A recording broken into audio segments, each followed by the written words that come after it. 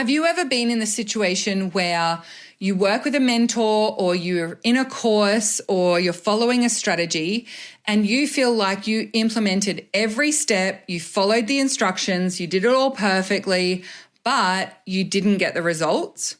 Well, this episode of the Heart Centered Business Podcast is going to help you navigate that experience and understand where the result may be missing and how to diagnose and move forward in a way that ensures you don't make it mean that you're just not meant to be successful and everything comes down to you being a failure.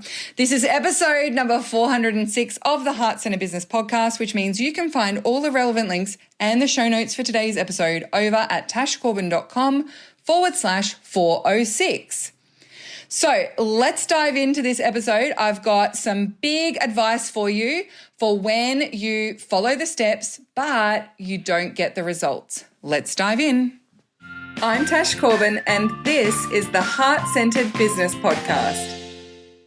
So you may have had this experience before where you've bought a course or you've got some advice from someone, and it feels like the advice or the steps or the strategies that have been taught work for other people, but for some reason, they just don't work for you. Why is it that when you do the exact same thing as someone else, you're not getting the exact same results?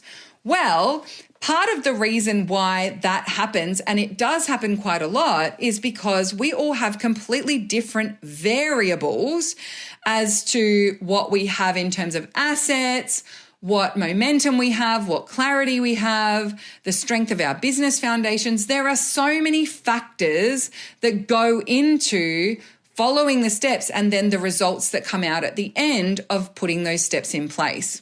Now, this is something that I get particularly fired up about because I have so many stories of people who have done a course or they've worked with a mentor and they've had this experience of following all the steps.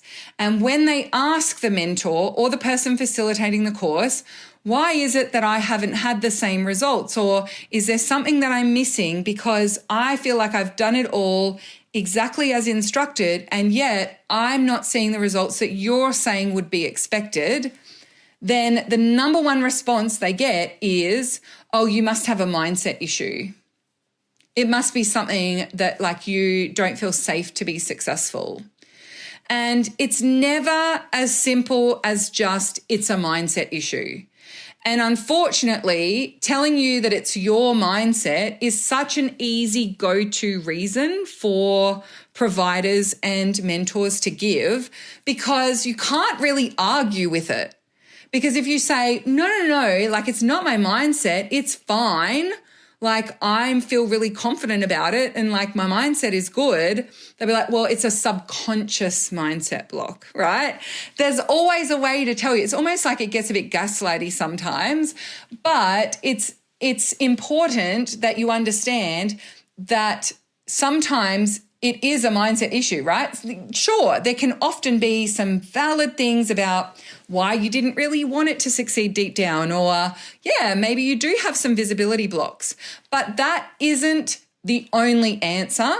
And that's also not the only solution. If the only thing we identify is, oh, well, it must be my mindset, then unfortunately what ends up happening is you spend so much time and energy focused on clearing out the mindset and sorting out the mindset stuff that you potentially stop taking the tangible action and, working on the strategies that need to go hand in hand with that mindset to create the results. And we see quite a lot of messaging online these days that really discounts and discredits the role that having a tangible strategy plays in the momentum and growth of your business. And to the extent where I shared on my Facebook page just recently that I saw a marketer and business mentor that I really respected and admired. And to be honest, I hadn't really followed or absorbed a lot of her content closely, but I really liked some of the shorter form content that she was sharing.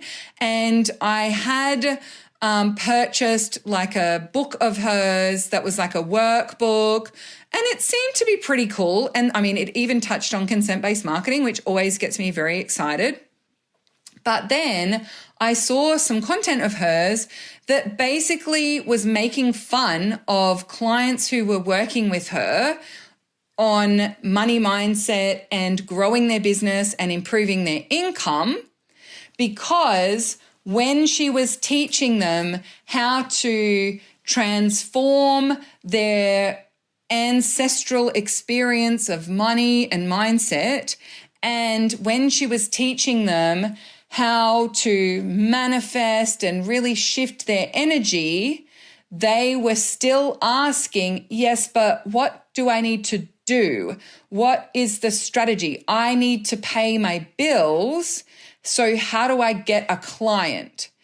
And not only was she like making fun of people and saying like, oh, like they just don't get it. It's not about the strategy. She also sold that program as being for entrepreneurs who wanted to increase their revenue really quickly. And she specifically talked about business owners, and she specifically talked about business strategy and attracting new clients. She did not say we are attracting new clients by only focusing on mindset and energetic work and healing relationships with our ancestors. She had given the impression that this was a combination of mindset and energetic work and business strategy and marketing. But there was no business strategy and marketing covered in the course, and anyone who asked for business strategy and marketing advice was basically laughed at and dismissed as not getting it. And it's a little bit Emperor's New Clothes, right? Everyone else in the room is saying, yeah, I see the beautiful clothes. This is amazing. And this poor person is like, hey, the emperor is naked. Wait, can anyone else see this? And they are being gaslit into, no. That, look at those beautiful clothes. Only someone who doesn't get it is asking questions about strategy. And so they are shamed and bullied and dismissed and gaslit into believing that there is no strategic adjustment or change that is going to contribute to an increase or improvement in their results. And I just think that in this day and age of gaslighting and toxic positivity and spiritual bypassing, we should not have to be subjected to that kind of treatment anymore. And so I was really disappointed because I honestly was going to be so excited to have someone else that I was following, and I was really interested in learning this person's approach. And yeah, it's really disappointing that that was the behavior that they engaged in, but it is so common and I just hear these stories so much. So I wanted to cover that in today's episode. So it's not about just mindset. Yes, there might be some mindset stuff going on or some energetic stuff that needs to happen, but ultimately you can take tangible actions and improve your strategies strategically and mindfully so that you are aligning those with the mindset work that you're doing, and it's going to improve those results. So this can be why mentoring in particular is so valuable, because that mentorship where you're working with someone to help you identify that gap in the strategy, that gap in where potentially those clients have dropped off out of your client attraction process, or the messaging isn't quite clear, or the value proposition has been lost when you've pitched your offer. You know, that being able to finesse through, okay, well, what was the messaging that was used here? Okay, and how did we get that messaging in front of the right people at the right time? And how did we develop a relationship over that time? And how did we qualify who was a good fit for this offer and who was interested in hearing about it versus who wasn't quite ready? So being able to actually dissect that in detail can be very helpful, right? And having someone who is willing to go into that level of depth with you and not just dismiss it as a mindset issue makes a huge difference in your mindset, because now you've got something tangible you can work on. If you are avoiding doing the work, that's the mindset piece you can take care of. If you are doing the work, but you feel like as you're doing it, you hope that no one sees it, well, there you go. We've just uncovered what that mindset issue is. The fastest uncoverer of mindset challenges and blockages is taking action. And so if you're still not getting the results and you're not given any direction or clarity around what action you can be taking to improve, well, then you're also going to stall on uncovering what the block is. You're also likely to stall on seeing where you may be avoiding taking action or seeing where you may be, shrinking a little in your energy when you are taking that action as well. But rather than just saying like work with a mentor, I wanted to just say that because I do think that makes a big difference when you've got someone who's willing to kind of dive into it with you. What I want to do is actually break down, okay, well, let's look at what might be missing. And I always take a foundations first approach. So the first part of a foundations first approach is looking at, is your niche, messaging, and offer validated, viable, and proven? So your niche, your messaging, and your offers are proven through making early sales with one-to-one client attraction strategies. So one-on-one reach, recruiting people to your social channels and your mailing list one at a time. One-to-one nurture, building a relationship one-on-one with as many people who are your ideal clients within that niche as possible. Invite, providing opportunities for people one-on-one to discern and assess whether they are looking for the outcome that you facilitate and whether they may be a fit for your services, and taking a step towards finding out more about those services. And then one-on-one, having a conversation about it, working out what the right fit is for them, and presenting a bespoke offer that's going to fit their needs, and delivering one-to-one. So that is how we ensure we are creating a business built on solid foundations. Even if those one-on-one conversations are just like 6 or 7 people, if that 6 or 7 conversations results in 3 sales, validated. If that conversation with 6 or 7 people results in 0 sales, there's something missing here. So there's no amount of marketing strategy that's going to fix it. There's no amount of audience growth that's going to fix it. Most people think they have a reach or audience growth issue when they are not getting the income and results that they are looking for. In most cases, they have a foundations issue or their client attraction process has a bottleneck. So we start with foundations first and we ensure that we've got those things proven and viable. The second stage is to then look at building your client attraction process more scaled, i.e. not everything being one-to-one, but ensuring that there is clear transition from one stage to the next and that a good portion of people actually graduate from one stage to the next quickly. So if people are finding you on social media, are they reaching out and messaging you, joining your mailing list, emailing you, contacting you? Are they taking action to develop a relationship with you as quickly as possible? And are you encouraging and supporting and validating that when they do? So when people first discover you on social media, when they first see a post of yours, are they commenting on it? Are they saying, oh, that's something that I need? Are you then continuing that conversation? Are you then getting that conversation into the DMs to offer to help them in some way or to offer to provide a resource in some way? If you're not building relationships with the people you are reaching, there is no point trying to reach more people, because the more people you reach, the more people you're not building a relationship with, the more people you have who are not progressing to the next stage of your client attraction process. So the next stage of looking at your client attraction process, if we are assessing, well, why is it that it hasn't created the results for you, is to look at the bottlenecks. Do you have reach, but it's not moving on to nurture? Or you've got nurture happening quite well, but they're not moving on to invite. Or you're inviting, but no one's converting. When we identify where people are mostly getting stuck, and I usually finesse that from the bottom up, then we know exactly where we need to be focusing your strategy to see a marked improvement in the conversion rate and the sales that you're making. So simply by having that little structure around it of foundations first model and then looking at your client attraction process, you've got tangible things that you can identify that will help you work out and assess why you may not have got the results when you have followed the steps of a certain marketing strategy or a certain process.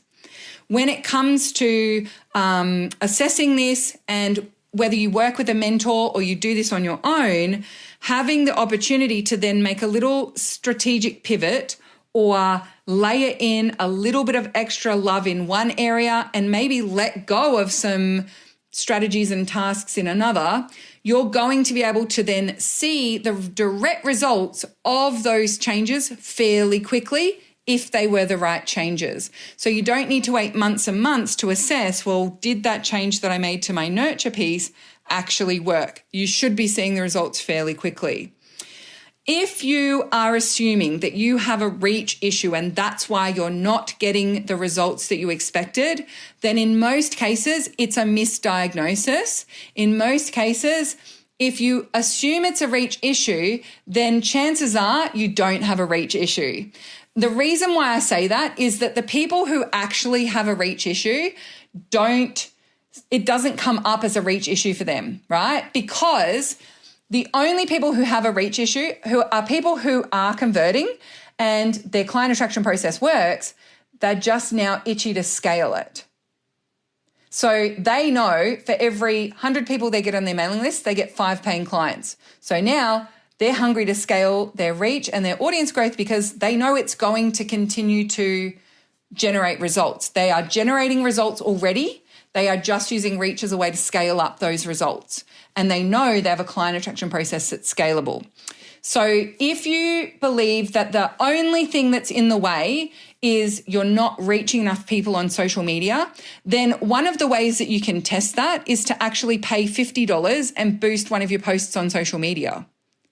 Because if you really just have a reach issue, reach is easily solved with a little bit of money.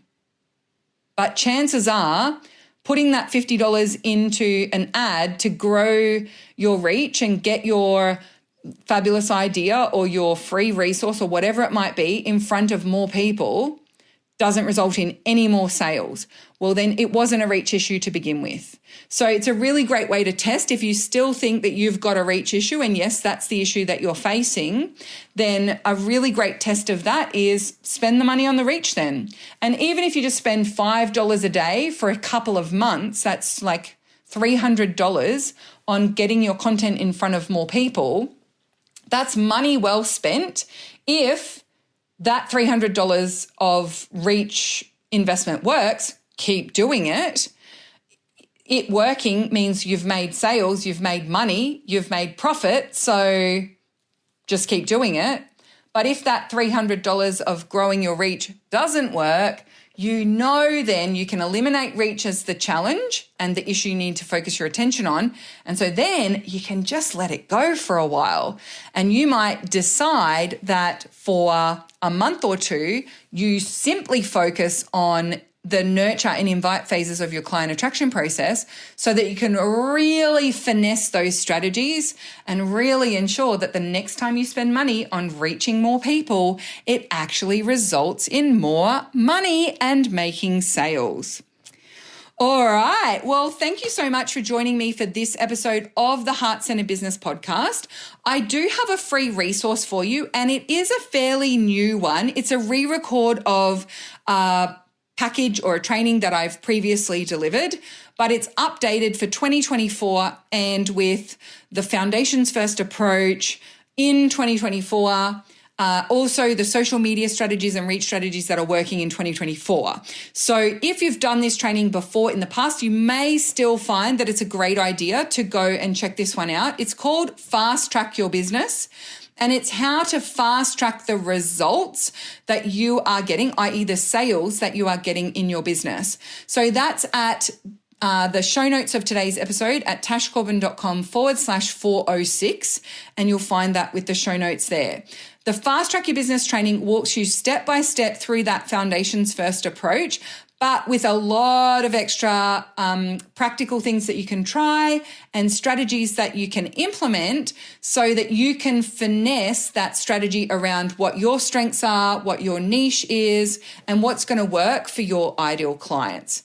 So when it comes to following the steps but not getting results, please don't let anyone tell you that it's all just because of the space between your ears. It's all about your mindset, or it's all about your energy, or that it's all about your aura or your past lives or your ancestry or whatever it might be. Sure, there may be some involvement there, but there are absolutely tangible improvements that you can make in your client attraction process and in your foundations that will help you to ensure that you get better results, and you can then actually diagnose it far more accurately and therefore have more clarity on where to direct your energy and attention to improve it as quickly as possible.